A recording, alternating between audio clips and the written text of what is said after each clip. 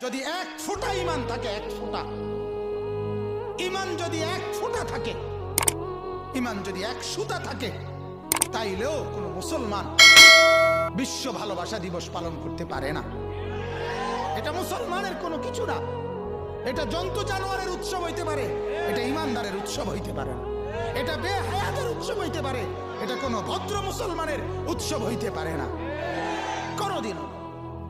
কোনোদিন আমার ভালোবাসা আল্লাহকে প্রতিদিন, ঠিক কিনা বলেন না? আল্লাহকে ভালোবাসি বছরে কয়দিন? রাসূলুল্লাহ সাল্লাল্লাহু আলাইহি সাল্লামকে ভালোবাসি বছরে কয়দিন? মাকে ভালোবাসি কয়দিন? বাবাকে ভালোবাসি কয়দিন? স্ত্রীকে ভালোবাসি কয়দিন? ছেলেকে ভালোবাসি কয়দিন? মেয়েকে ভালোবাসি আমার কয়দিন?